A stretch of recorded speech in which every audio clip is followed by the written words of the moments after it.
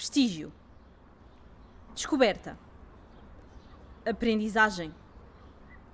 Cura. Látex. Vesícula. Muco. Poros crotafíticos bucinatórios de Hurtle. O que é que estas coisas têm em comum? Eu não sei, porque não sou médica.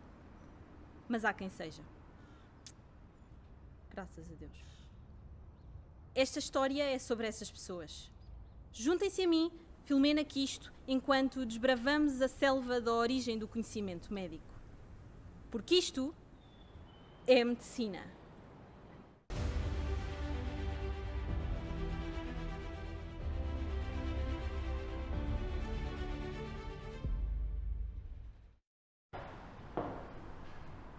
A medicina é uma das ciências mais antigas da história da humanidade.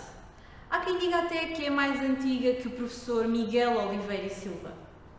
Mas eu não acredito.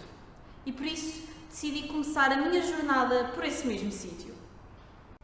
O professor nasceu antes ou depois da medicina ter sido inventada? Nasci depois, seguramente. Espera lá. Então não foi o professor a inventar a medicina? Seguramente que não. Seguramente. Aparentemente, alguém que não foi o professor Miguel Oliveira e Silva inventou a medicina. Nessa altura, curaram-se todas as doenças. Por exemplo, isto do cancro é uma coisa nova, não é? Eu nunca vi um pré-histórico a morrer de cancro. Já, por exemplo, mortes por esmagamento de mamute, parou. Houve um cientista que descobriu a cura para isso. Portanto, porque é que não chamam essa pessoa? Essa pessoa teve uma boa ideia.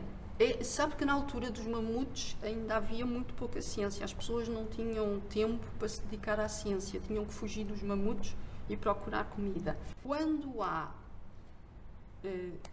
problemas que levam a uma morte relativamente em indivíduos relativamente jovens, não chega a haver cancro. E podíamos dizer, naquela altura, as sociedades estavam livres de cancro. Mas a questão é porque não viviam o tempo suficiente para que o cancro aparecesse. Então, no fundo, se nós arranjássemos forma de matar as pessoas antes de elas terem cancro, estaríamos a curar o cancro.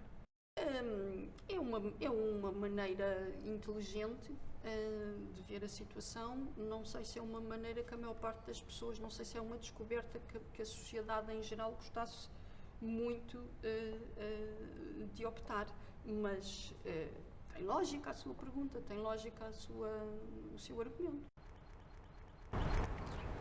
E depois os médicos morreram todos. E mais ninguém sabia medicinar. Então descobriram que tinham de ensinar aos outros aquilo que sabiam. E assim chamaram aos seus aprendizes alunos. Pedagogicamente, o que é um aluno? Um aluno é um ser em construção e aprendizagem. E em que medida é que isso é, por exemplo, diferente de uma mulinha? De uma mulinha?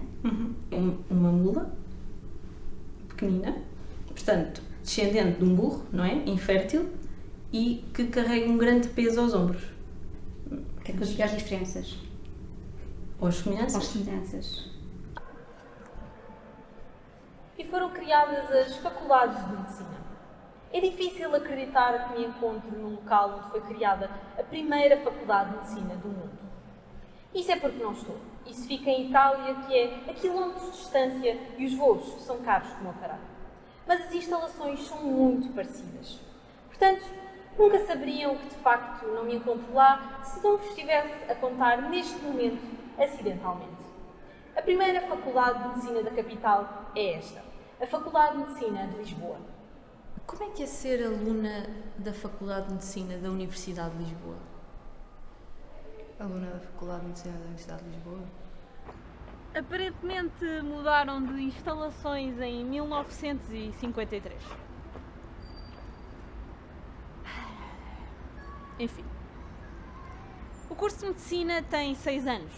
3 anos pré-clínicos e 3 anos clínicos. Para saber a diferença entre um piripaque e um fanico, os alunos recorrem ao impensável: estudar. Para isso existe uma vasta oferta de locais. Há quem goste de estudar sozinho em casa. Há quem só consiga estudar com companhia num ambiente mais dinâmico. E há quem se venha fechar em salas onde a regra de ouro é o silêncio absoluto. Vamos começar por fazer um exercício em que vamos os dois pensar, fechar os olhos e vamos imaginar que o professor não é diretor desta faculdade. Vamos pensar e imaginar.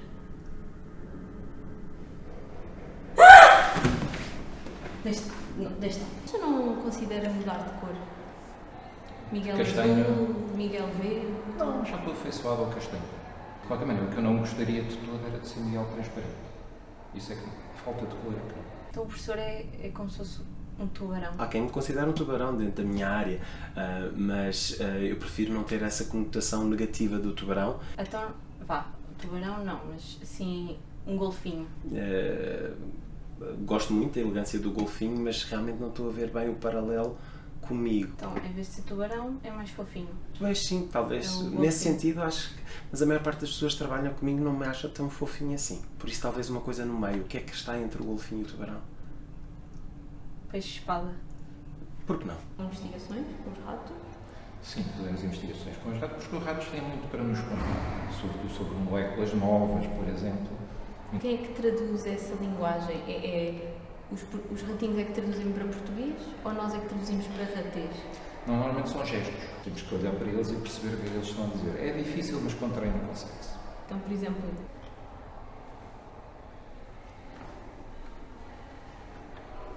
Está a ver os arrumadores? Destroço. Os arrumadores para os carros. Destroço. Também é uma interpretação dentro da linguagem gestual. e os ratinhos? Os ratinhos. Isso significa o quê? É distorcer a Os água? ratos têm outros códigos, Ah. quer dizer, desorientado, por exemplo. Há qualquer coisa que não resulta com a farmacocinética. De momento estou a pipetar. Não porque me apeteceu ou porque sou cientista, mas porque a produção me pediu especificamente que o fizesse. Nos anos clínicos aprendem-se conceitos essenciais para o futuro de qualquer médico, desde as tight junctions até às velozes de chocolate.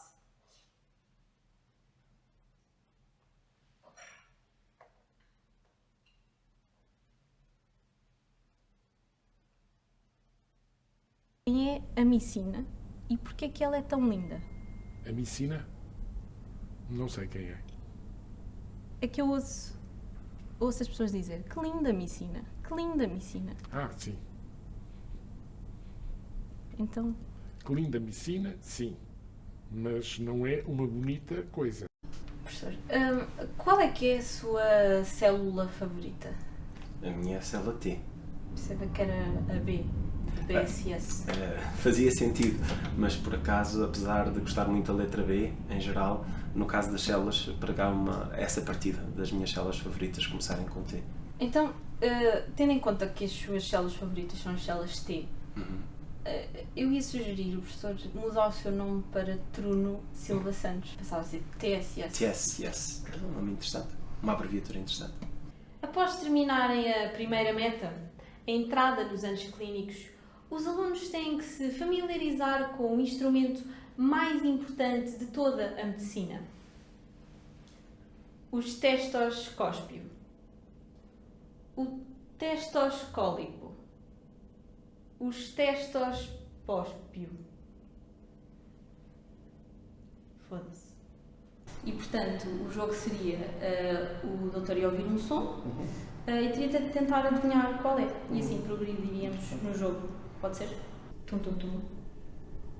Tum tum tum. Tum tum tum. Eu não consigo perceber exatamente esse tum-tum-tum que está a fazer. É no S3.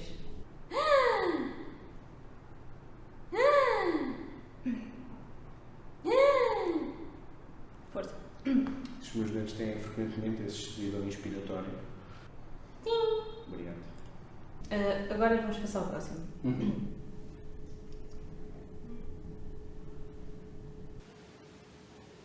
Eu não estou a ouvir nada. Também muitos médicos não conseguiram ouvir, que é o coração da minha avózinha. Ok.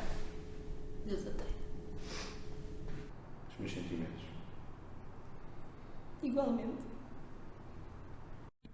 Finalmente, nos anos clínicos, os alunos deixam de ser pessoas estranhas ao serviço. Por trás destas portas, homens e mulheres com a particular afinidade para a cor azul dedicam as suas vidas a enfiar as mãos onde não é suposto. Quando não estão a salvar vidas, estas pessoas de vocações questionáveis dão aulas a jovens que recentemente atingiram a maioridade. Estes jovens são os alunos de 4º e 5º ano.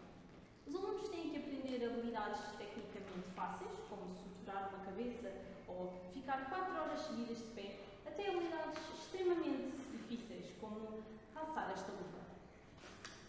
Acho um pouco estranho os alunos chegarem ao 3º ano e de repente terem obrigações físicas, nomeadamente conseguir saltar mais do que 1,5 m.